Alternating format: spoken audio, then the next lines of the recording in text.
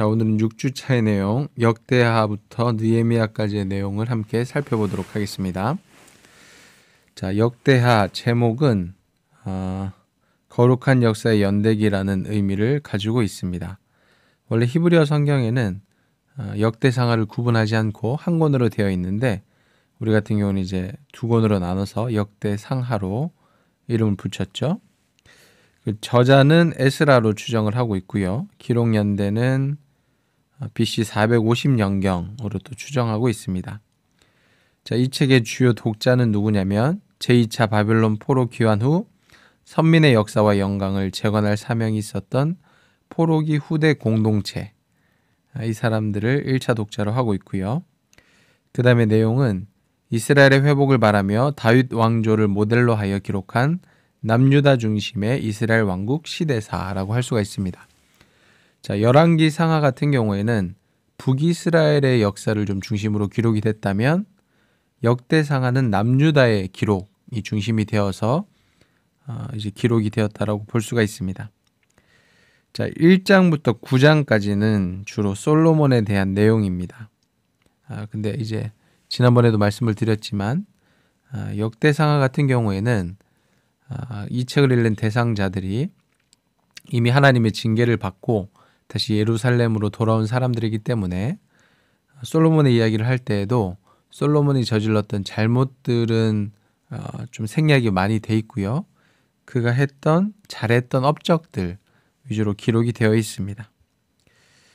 자, 그리고 이제 10장부터는 본격적으로 솔로몬 이후에 남북이 분단이 되어서 역사가 진행된 이야기가 쭉 나와 있습니다. 그래서 주로 남유다의 왕들을 중심으로 역사가 이제 기록이 쭉 되어 있죠. 그렇다고 이제 보시면 되고요. 자, 좀 특이한 점은 뭐냐면요. 아무래도 이제 역대상하 같은 경우에는 좀 긍정적인 면, 그리고 이제 앞으로 만들어야 될 나라에 대한 청사진을 제시하다 보니까 언제든지 너희들이 회개하면, 너희들이 다시 하나님께 돌이키면 하나님께서는 용서해 주신다라는 메시지를 좀 중심적으로 하고 있습니다. 그래서 이제 남유다의 왕들 중에 정말 악했던 왕이 있거든요. 이제 므낫세라는 왕인데요.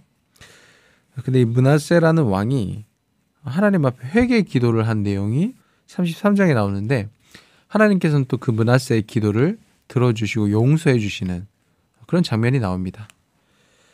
자, 그래서 확실히 이 역대상하 같은 경우에는 이미 죄에 대한 심판을 받고 하나님의 용서를 받게 되는 그런 이스라엘 백성들을 대상으로 기록이 되었기 때문에 언제든지 너희들이 돌이키면은 하나님께서 용서해 주신다라는 메시지를 분명하게 전하고 있는 거죠. 자, 그다음에 마지막 36장 뒷부분에 보시면 페르시아의 고레스 왕의 칙령이 선포되면서 이 책의 내용이 끝나게 됩니다. 자, 이 내용이 그대로 사실은 에스라서의 첫 부분이랑 연결이 되는 거죠. 그래서 아무래도 이 역대상하와 그 다음에 에스라서의 이 저자가 같지 않나 라고 그렇게 추측을 하고 있습니다. 자, 역대하의 중요한 주제 몇 가지를 살펴보도록 하겠습니다. 먼저 2번 신본주의의 삶을 좀 살펴볼 텐데요. 솔로몬의 통치 기사를 보면 전체 가운데 6장 반이 예루살렘 선정 건축과 관련이 되어 있습니다. 자, 이것은 무엇을 의미하느냐면요. 우리는 하나님 중심의 삶, 어떤 인간 중심의 삶이 아니라 하나님을 중심으로 하나님의 말씀을 기초로 삼는 삶을 우리가 살아야 한다라는 것을 의미하는 것이죠. 그 다음에 그렇게 하나님을 중심으로 삶을 살아가는 사람들에게 하나님께서는 함께 하신다. 그래서 비록 이제 이 성전이 진짜 하나님을 담을 수는 없습니다. 하나님께서 거하실 만한 처소는 아니죠. 어떻게 그 인간이 지은 성전에 하나님을 담겠습니까? 그러나 그럼에도 불구하고 그렇게 인간들이 성전을 짓고 거기를 향해서 하나님께 기도할 때 하나님께서는 상징적으로 그들과 함께 하시며 그들의 기도를 들어주신다. 그들을 지키시고 보호하신다. 라는 의미를 우리에게 보여주고 있습니다. 그리고 4번 하나님의 언약의 영원성.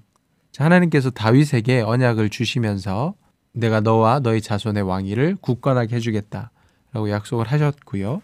그리고 역대상하의 내용을 보시면 정말 실질적으로 그렇게 남유다 왕국의 왕위가 계속해서 다윗의 자손 중에 이어졌던 것을 볼 수가 있습니다. 그래서 하나님께서는 약속하시면 반드시 지키신다라는 것을 우리가 알 수 있죠. 그다음 6번 충성된 자에 대한 축복된 보응.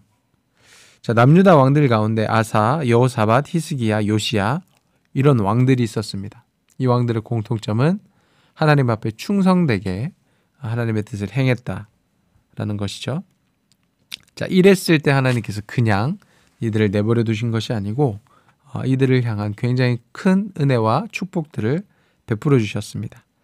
그래서 하나님께 충성하는 사람들을 하나님께서는 결코 잊지 않으신다. 그리고 거기에 대해서 반드시 갚아주신다라는 것도 우리가 배울 수가 있습니다. 자, 넘어가서 우리 에스라서의 개론 살펴보도록 하겠습니다.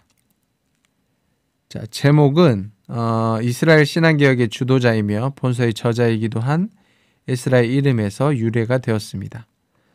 히브리 성경과 그 다음에 이 히브리 성경을 헬라어로 번역한 70인역은 에스라서와 느헤미야서가 한 권으로 되어 있어요.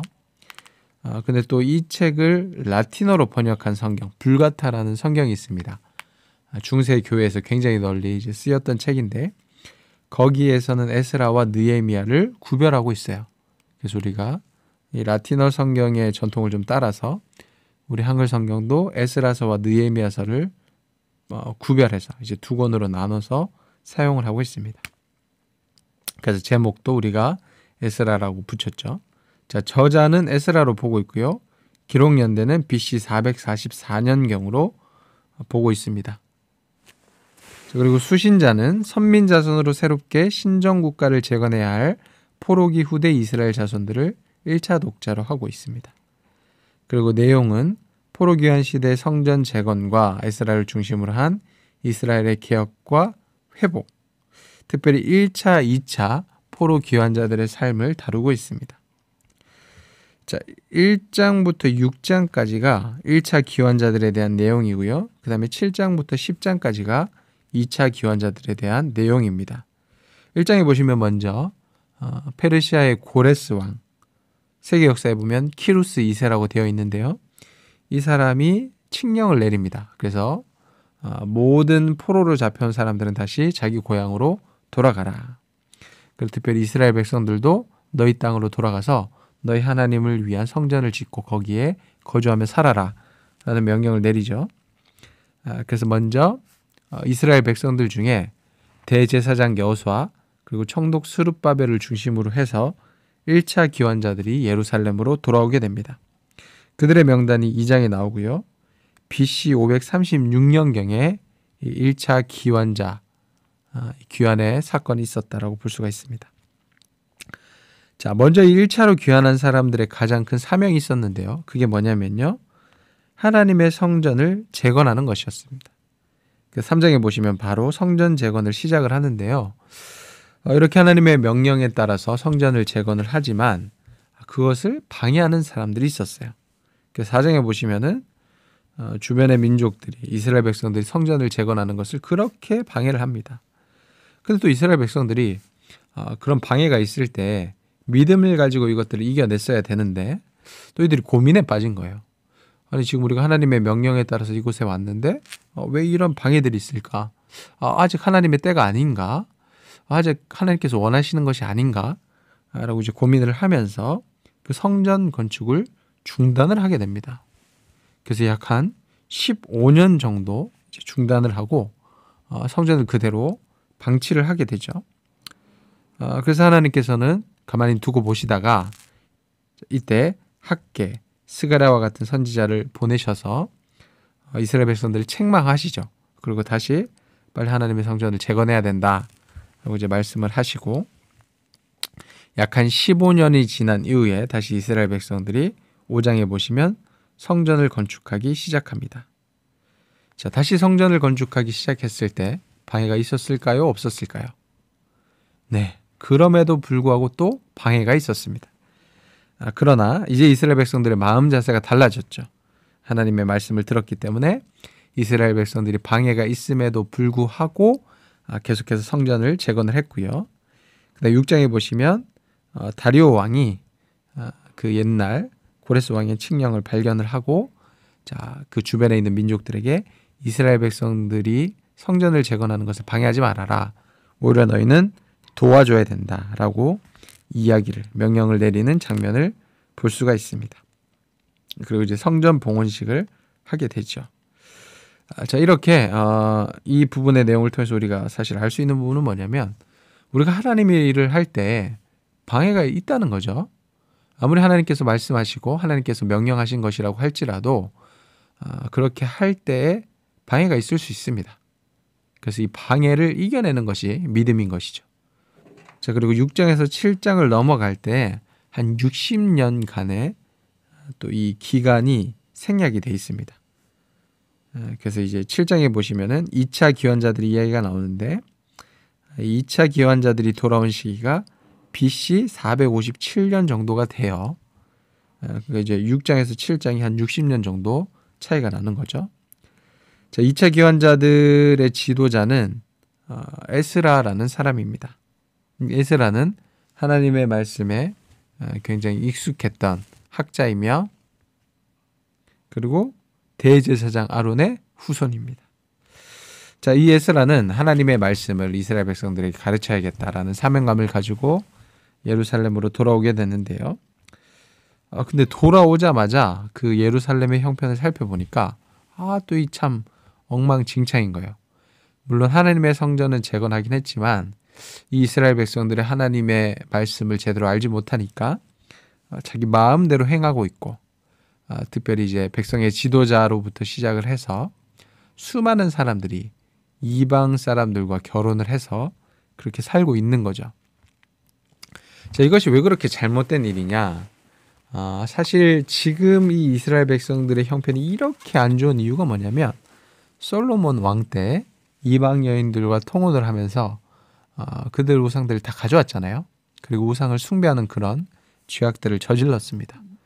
자, 그 일 때문에 그렇게 이스라엘이 어려움을 겪다가 결국 바벨론에 의해서 멸망을 당하고 하나님께 70년 만에 다시 돌아오게 해주셨는데 그런 역사를 새카맣게 잊어버리고 다시 또 이방 여인들이랑 그렇게 결혼해서 살고 있는 거죠.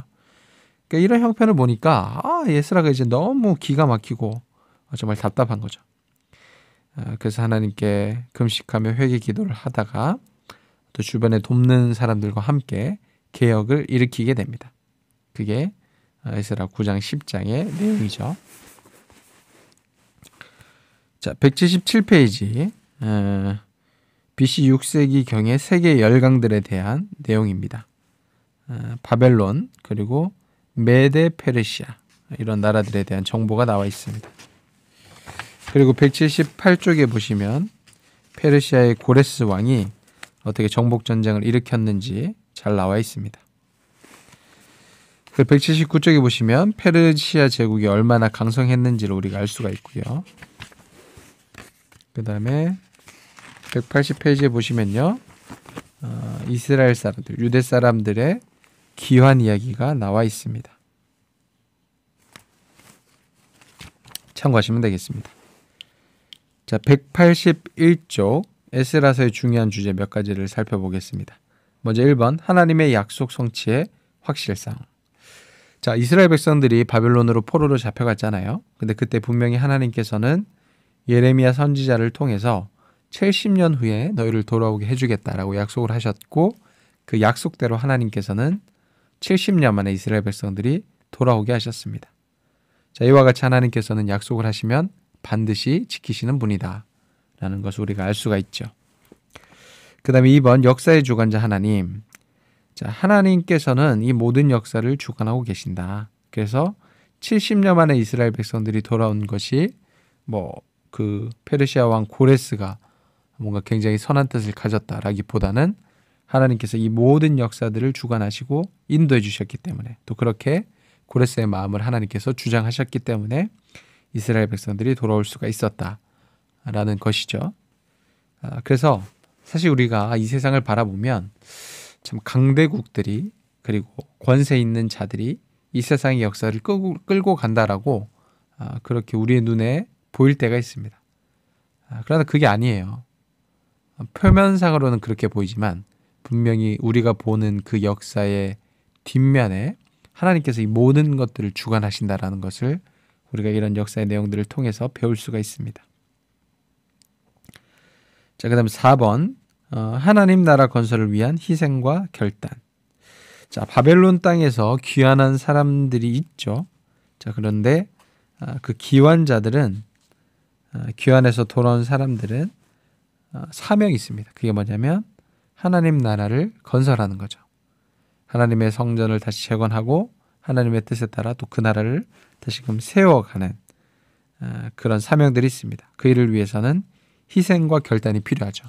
왜냐하면 방해가 있고 또 때로는 어려움과 두려움이 있기 때문입니다. 아까도 잠깐 말씀드렸지만 이스라엘 백성들이 다시 그 성전을 재건할 때 방해가 있었다 그랬죠. 근데 그 방해를 이겨낼 수 있는 믿음과 결단 그리고 헌신이 반드시 우리에게 필요하다라는 것을 우리가 배울 수가 있습니다. 자, 넘어가서 이제 느헤미야서를 함께 살펴보도록 하겠습니다. 자, 제목 아까도 말씀드렸지만 원래 히브리어 원전 그리고 70인역에는 에스라서와 느헤미야서가 한 권으로 되어 있지만 우리는 이것을 나눠서 두 권으로 가지고 있다고 했습니다. 그리고 한글 성경의 제목은 느헤미야서에 등장하는 주요 인물인 느헤미야의 이름을 따서 제목을 정했습니다. 자, 저자는 유다 총독 느헤미야이고요. 기록 연대는 느헤미야의 말년인 BC 421년에서 400년경으로 추정을 하고 있습니다. 자, 수신자는 포로기한 시대의 이스라엘 공동체를 1차 독자로 하고 있고요. 그 다음 내용은 포로기한 시대의 예루살렘 성벽 재건과 에스라와 느헤미야를 중심으로 한 이스라엘의 개혁과 회복에 대한 내용입니다. 자, 1장에 보시면 느헤미야가 사실 페르시아에서 굉장히 인정을 받으면서 굉장히 높은 자리에서 잘 먹고 잘 살고 있었어요. 근데 하루는 그 예루살렘으로 귀환한 사람들의 소식을 듣습니다. 자, 아까 잠깐 이야기를 했지만 그 에스라가 2차로 귀환을 하면서 그 땅에 말도 안 되는 상황을 보고 하나님 앞에 회개 기도를 하고 개혁을 일으켰다라고 했잖아요. 근데 그 개혁을 일으키는 내용 중에 이방 여인들, 이방 사람들을 다 쫓아낸 그런 내용이 있거든요. 아마도 그렇게 이제 쫓겨난 이방 사람들이 이를 갈면서 예루살렘으로 쳐들어왔던 것 같아요. 그래서 예루살렘을 굉장히 힘들게 했던 것 같습니다. 그 소식을 이제 느헤미야가 들은 거죠. 그래서 귀환자들이 여러 가지 많은 어려움들을 겪고 있고 또 굉장히 힘들어하고 있다더라. 그래서 느헤미야가 하나님께 기도를 하고 자기의 그 높은 자리, 굉장히 좋은 자리를 내려놓고 예루살렘으로 돌아오게 됩니다. 그래서 이 장에 보시면 3차로 귀환한 인물들이 이제 느헤미야를 중심으로 한 사람들이고요. 이때 시기가 BC 444년경이 됩니다. 자, 이 느헤미야가 돌아와서 가장 중점적으로 했던 사역은 뭐냐면 예루살렘에 무너진 성벽을 중수하는 것이죠. 3장에 보시면 예루살렘의 성벽을 중수를 하게 되고요. 4장에 보시면 역시 또 방해가 있었습니다. 그러니까 하나님의 일을 할 때 항상 이렇게 이제 방해가 있는 거예요. 그래서 산발랏 도비야 같은 사람들을 중심으로 해서 이방 사람들이 그렇게 또 방해를 합니다. 그런데 이 방해를 느헤미야는 물리치죠. 그리고 또 5장에 보시면은 또 내부적인 문제들이 있었어요.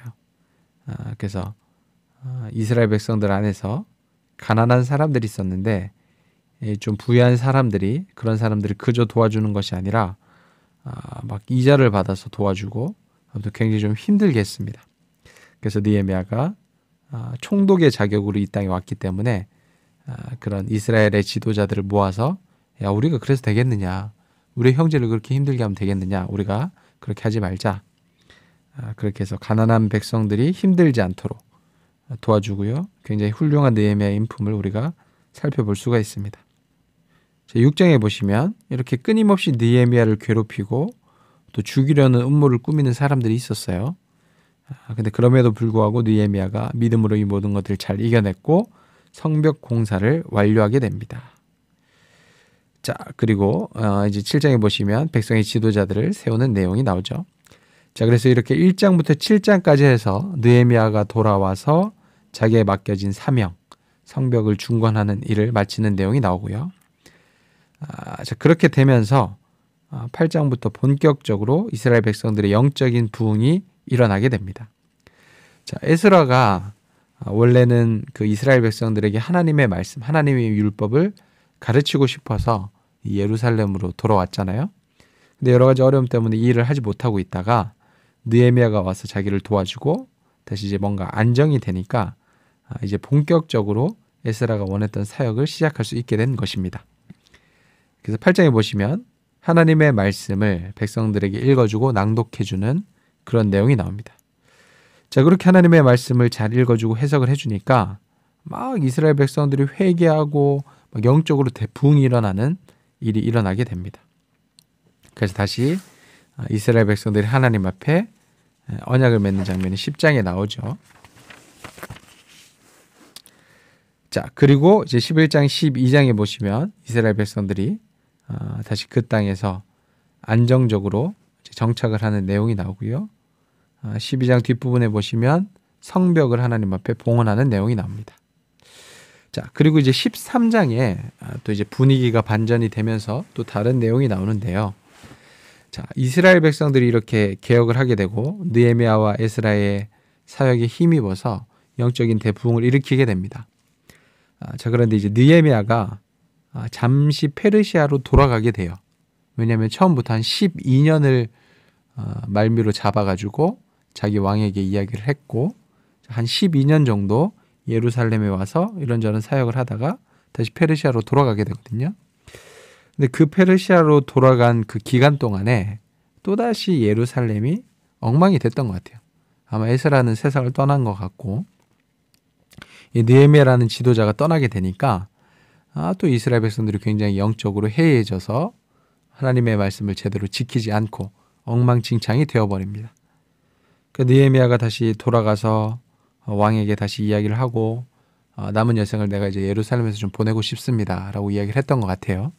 그래서 느헤미야가 다시 예루살렘으로 돌아왔는데 또 엉망진창인 거예요. 먼저 이 이스라엘 백성들이 하나님 앞에 제대로 이 제물을 드리지 않다 보니까 하나님의 성전이 엉망진창이 되어 있고 또 이스라엘 백성들이 이 제사를 잘 드려야지 그것을 가지고 이제 레위인이나 제사장들이 먹고 살 수가 있는데 제사를 드리지 않으니까 이 레위인과 제사장들이 먹고 살 게 없어가지고 성전을 버리고 다 떠난 거죠.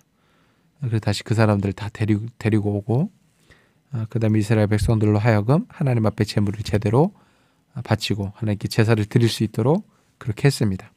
그리고 안식일도 똑바로 지키지 않는 모습을 보고 안식일을 지키게 했고요. 그래서 여러 가지 엉망이 된 그 모든 것들을 제대로 또 정리하고 바로잡는 일을 느헤미야가 하게 됩니다. 자, 그런 개혁에 대한 내용이 13장에 나옵니다. 참 쉽지 않습니다. 그죠? 그렇다고 느헤미야가 뭐 계속 죽지 않고 살아서 있을 수도 없는 일이고 참 어렵습니다. 이게. 자, 185쪽에 보시면 5세기의 유다주와 느헤미야의 대적들에 대한 내용이 나오죠. 참고하시면 되겠습니다. 자, 186쪽 느헤미야의 중요한 주제들 함께 살펴보겠습니다. 먼저 1번 성도들의 자기 부인의 자세. 자, 우리가 느헤미야의 삶을 통해서 살펴볼 수 있는 것은 하나님의 뜻을 이루기 위해서 때로는 자기를 부인하는 자세가 필요하더라. 그러니까 자기가 가지고 있었던 어떤 권력과 부귀 영화들을 때로는 내려놓고 더 낮은 자리, 하나님의 부르시는 그 자리로 가야 될 때가 있더라. 그러기 위해서 우리에게 필요한 것은 자기 부인의 자세다. 자, 이런 내용을 우리가 배울 수가 있습니다. 그리고 2번 세상의 주관자가 되시는 하나님. 자, 느헤미야가 이 예루살렘 성의 회파 소식을 듣고 기도한 후에 페르시아의 아닥사스다 왕에게 부탁을 하죠. 그렇게 이제 간청을 합니다. 그런데 또 하나님께서는 그 모든 것들이 이루어질 수 있도록 도와주시죠. 그래서 역시 이 모든 세상 역사를 주관하시는 분은 하나님이시다. 3번 전투족 교회. 자, 1차 기환자들이 예루살렘 성전을 재건할 때와 마찬가지로 느헤미야가 와서 성벽을 재건하려고 하니까 또 여러 가지 많은 어려움들, 많은 방해들이 있었습니다. 자, 그럴 때 우리가 주눅들거나 포기하지 않고 믿음을 가지고 그 모든 것들을 이겨내야 된다. 자, 하나님의 일을 할 때 때로는 우리에게 방해가 있을 수 있습니다. 그럴 때 우리는 이 모든 것들을 믿음으로 이겨내야 된다. 극복해내야 된다라는 것이죠. 그럴 때 하나님께서는 반드시 우리를 도와주십니다. 자, 4번 지도자의 청렴성. 자, 우리가 느헤미야를 통해서 배울 수 있는 것은 이 느헤미야가 유대의 총독으로 왔음에도 불구하고 자기가 높은 자리, 지도자의 자리에 있음에도 불구하고 굉장히 청렴했어요. 자기 어떤 힘을 자기 마음대로 사용하지 않고 자기의 백성들을 잘 다스리는 일에, 그들을 돕고 그들이 어렵지 않도록 하는 일에 최선을 다했습니다. 자, 이런 지도자들이 있으면 정말로 좋겠죠. 그래서 우리가 느헤미야를 통해서 이런 지도자의 아름다운 모습, 본받을 만한 모습을 살펴볼 수가 있습니다. 자, 그 다음에 6번 인간의 연약함입니다. 느헤미야가 페르시아로 돌아갔을 때 다시 이스라엘 백성들이 원래 모습으로 돌아갔다라고 말씀을 드렸잖아요. 자, 이와 같이 우리 인간은 늘 연약함을 가지고 있고 또 우리는 늘 다시 죄성에 빠질 위험이 있습니다. 그래서 우리는 항상 영적으로 각성해 있어야 돼요. 우리가 한때 아무리 성령이 충만했고 한때 믿음이 좋았다고 해도 그것이 지금 우리의 믿음을 지켜주지 않습니다. 그래서 우리는 늘 깨어 있어야 되고요. 늘 조심해야 되고요. 늘 하나님의 말씀을 가까이 해야 됩니다. 자, 그렇게 우리가 주의하고 경계하고 조심할 때 그나마 덜 넘어질 수가 있는 거죠. 자, 이런 내용을 기억하시면서 또 하나님의 말씀을 읽으시면 되겠습니다.